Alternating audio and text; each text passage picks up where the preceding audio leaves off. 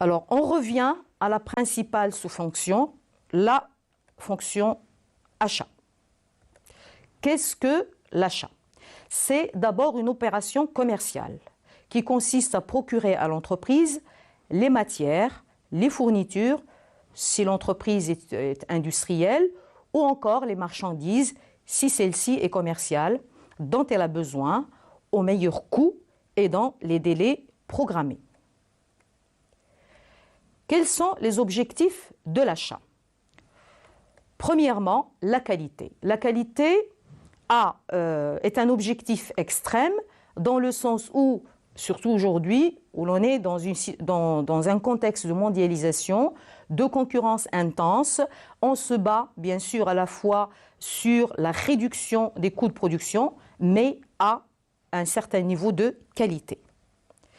Deuxième objectif important pour l'entreprise, c'est la continuité. Il est hors de question pour l'entreprise de souffrir de ce qu'on appelle un arrêt de l'activité, faute d'approvisionnement.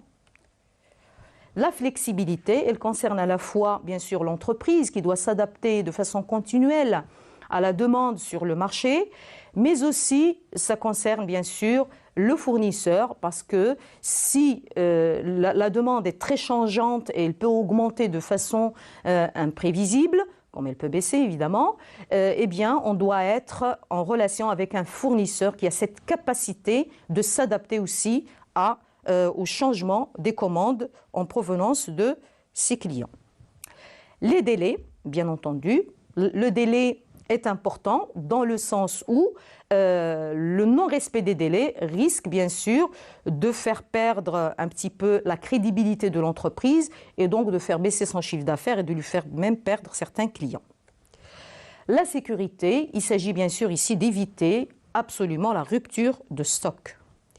Et enfin, le coût qui est automatiquement lié à la qualité parce que de toute façon, l'objectif de l'entreprise, de façon générale, c'est l'efficacité et ça se joue toujours entre ces deux éléments, comment réduire à l'extrême les coûts de production et comment effectivement aussi présenter quand même un produit au moindre coût mais à une qualité relativement élevée. Alors maintenant, on reste toujours dans le cadre de l'achat, on va examiner les différentes étapes de cette opération qui est l'achat.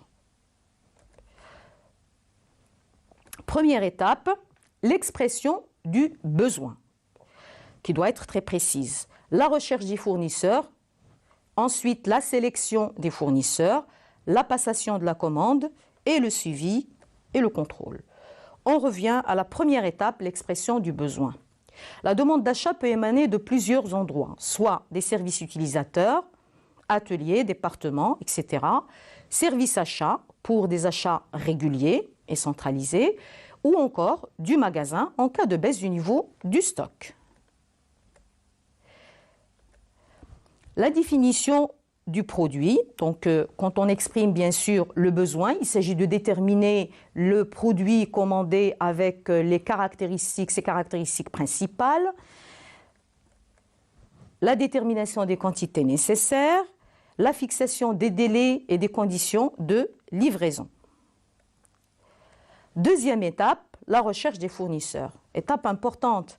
Pourquoi? Eh bien simplement parce que quand on a trouvé la perle rare, qui est le fournisseur qui répond à toutes les caractéristiques que l'on souhaite, dans cette hantise de réduire les coûts de production, un des coûts sur lequel qu'on peut vraiment comprimer, c'est le niveau des approvisionnements et surtout au niveau beaucoup plus des matières et des produits, au niveau des services achetés de l'extérieur. Alors, dans le cadre de cette recherche, on va d'abord on a la possibilité de recourir à plusieurs techniques ou plusieurs moyens. Premier moyen, consultation des catalogues et des pliants des fournisseurs. Deuxième moyen, visite des salons, foires, showrooms. Et là, on peut rencontrer carrément directement les futurs fournisseurs. Consultation des sites Internet, ça permet quand même un large spectre. On peut avoir un choix beaucoup plus large. Et enfin, s'il s'agit de marchés très importants ou de commandes très importantes, l'appel d'offres. L'étape 3, la sélection des fournisseurs. Alors, en fonction de quels critères va-t-on sélectionner les fournisseurs? Ces critères sont très nombreux. Ils dépendent bien sûr de l'activité de l'entreprise. Ils dépendent aussi des choix stratégiques de l'entreprise. On commence bien sûr par le premier critère, le prix, donc le moindre prix. Les conditions de paiement, surtout les facilités de paiement, les conditions de livraison et enfin la qualité des biens et services. On peut y ajouter d'autres critères tels que, par exemple, on peut opter pour un fournisseur qui est plutôt situé dans la région, par exemple. Alors on passe à une petite application qui va nous permettre un petit peu d'étayer.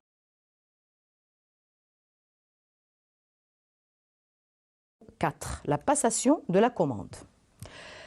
Alors, elle peut se faire par divers moyens, le contact direct, par téléphone, par fax, par Internet ou autre. Elle peut se faire aussi par la lettre de commande ou, de manière encore plus précise que la lettre, le bon et le bulletin de commande. Étape numéro 5. En quoi consiste le suivi et le contrôle? Bien, il consiste d'abord à vérifier la conformité des produits livrés aux normes de la commande.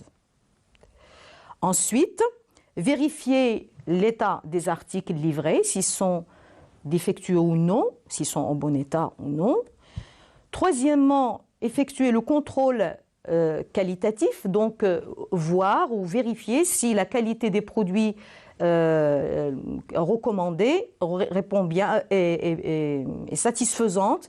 Et là, on a soit un lot, et donc on vérifie tous les produits, un lot limité, soit il s'agit d'une livraison en grande quantité, et là, on est acculé à recourir à ce qu'on appelle un échantillon, l'étude d'un échantillon. Vérification des documents reçus.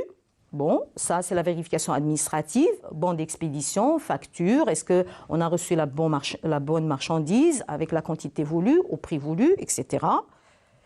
Et enfin, la mise en stock des articles reçus qui vont être stockés soit dans des entrepôts, soit dans des endroits spécifiques si le produit est de nature spécifique.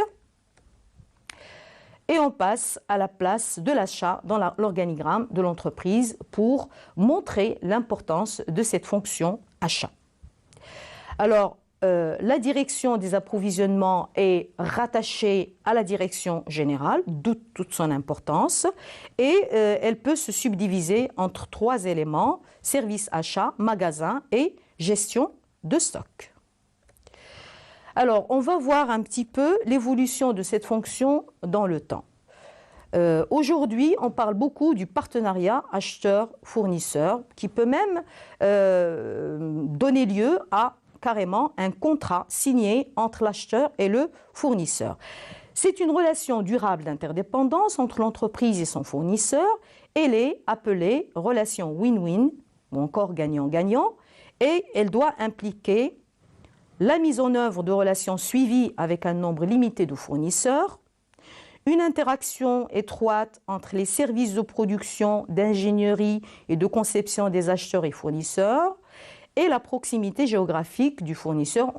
On se doute bien que cette relation, elle est basée sur un fait, rechercher des effets de synergie qui vont, d'où l'appellation gagnant-gagnant, qui vont bénéficier à la fois à l'acheteur et au fournisseur en termes de coût, évidemment, en premier lieu, et ensuite en termes de qualité de service. La recherche de l'innovation dans l'approvisionnement, là aussi, ça fait partie des éléments récents. Cette recherche consiste à encourager les activités innovatrices des fournisseurs, par exemple le e-approvisionnement, ou encore à détecter les fournisseurs qui sont à la pointe de la technologie et